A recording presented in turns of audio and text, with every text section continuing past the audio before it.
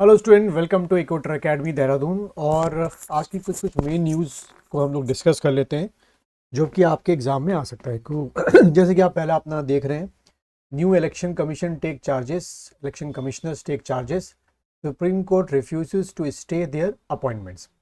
अब इस न्यूज़ से हमें दो तीन चीज़ें फैक्ट्स के तौर पे याद रखनी है जो आपके एग्जाम में आ सकते हैं।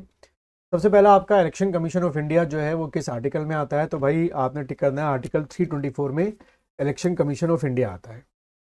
देन दूसरा फैक्ट ये है कि इलेक्शन कमीशन में का जो स्ट्रक्चर है वो क्या है, तो उसमें आपके क्या होते हैं, एक आपका चीफ इलेक्शन कमिश्नर होता है और दो आपके इलेक्शन कमिश्नर्स होते हैं। ठीक है, तो अभी हमारे यहाँ एक दिन पहले तक सिर्फ एक ही आपके इलेक्शन कमीशन में क्या थे, चीफ इलेक्शन कमिश्नर्स थे। दो आपके इलेक्शन कमिश्नर्स का जो सीट है वो वेकेंट चल रही थी। तो इसी न्यूज़ के अकॉर्डिंग आपके एक हाई पावर्ड कमेटी है under the chairmanship of prime minister Shri Narendra Modi ji, उनके सुपरविजन में जो है दो आपके जो रिटायर्ड आईएएस ऑफिसर्स हैं उनको क्या बनाया गया है, इलेक्शन कमिश्नर्स बनाया गया है। तो पहले जैसे former bureaucrat Gyanesh Kumar and हमारे उत्तराखंड के चीफ सेक्रेटरी रह चुके हैं सुखबीर सिंह संधू, जो है दोनों को इलेक्शन कमिश्नर्स बनाया गया ऑन फ्राइडे। ठीक है, एक तो आपकी ये न्यूज़ में रहा। और ये पैनल जो है चूज किया आपके किसने, जो चेयरमैन आपके under the chairmanship of prime minister Narendra Modi. तो ये जो दो नए आपके इलेक्शन कमिश्नर्स चुने गए हैं, ये आपसे एग्जाम में पूछे जा सकते हैं। ठीक, और इसी को चैलेंज किया गया है कोर्ट में, जिसमें कोर्ट ने कहा कि सुप्रीम कोर्ट ने कहा कि जो आपने चैलेंज किया है कि थोड़ा हरी में ये दो का अपॉइंटमेंट किया गया, इसको हम लोग अब बाद में रिव्यू करेंगे। चलिए आगे की न्यूज़ देख लेते हैं एक और।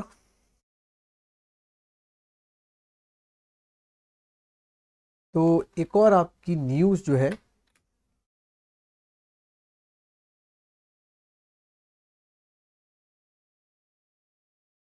कोई बात नहीं, यहाँ से कर लेते हैं।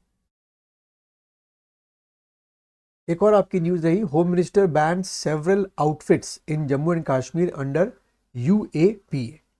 तो यूएपीए क्या होता है, अनलॉफुल एक्टिविटीज़ प्रिवेंशन एक्ट है। उसमें आपके जो हमारी होम मिनिस्ट्री है उसने कई आपके ऐसे इंस्टीट्यूशंस हैं या ऐसी पार्टीज़ हैं, सो कॉल्ड पार्टीज़, जिन पे बैन लगाया है। जैसे कि यहाँ पे लिखा है, declare 4 factions of Jammu and Kashmir people league,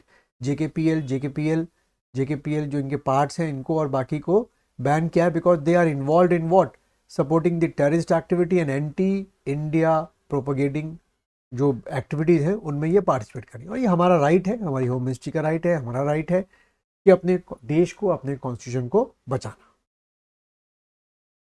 उसके बाद अगली अगर न्यूज़ देखें तो आपकी रही ये आपके अग्नि 5 को लेके न्यूज़ है।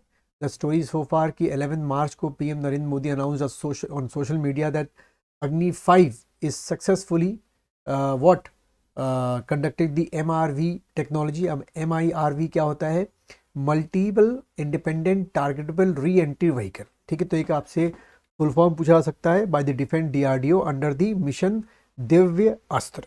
तो देखो यहाँ से दो फैक्ट्स हैं जो आपके एग्जाम में आ सकते हैं, स्टेटमेंट को लेके आ सकते हैं। स्टेटमेंट दे देंगे कि the MIRV technology has been tested under the mission Divya Astra, या they will ask this question कि व्हाट इज दिव्य अस्त्र। तो आपने क्या करना है, ठीक, कि अंडर द दिव्य अस्त्र government and DRDO tested MIRV और डेवलपिंग द MIRV कि एक ही रॉकेट के अंदर मल्टीपल टारगेट के लिए हमने क्या कर दिए, वॉरहेड्स रख दिए। जैसे 5 जगहों पर अटैक करना है तो 5 अलग अलग मिसाइल से जाएगी, एक ही मिसाइल जाएगी एंड अपने 5 टारगेट को वो 5 जगहों से धीरे धीरे करके क्या करेगी, लॉन्च करेगी। जैसे लिखा है, by which a single missile can deliver multiple nuclear warhead.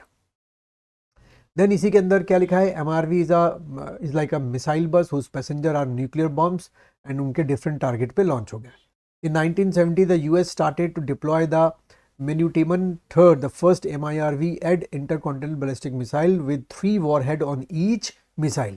और फिर उसके बाद सोवियत यूनियन ने उसको क्या किया, फॉलो किया। यानी कि पहले अमेरिका ने डेवलप किया MIRV टेक्नोलॉजी, फिर सोवियत यूनियन ने उसको डेवलप किया।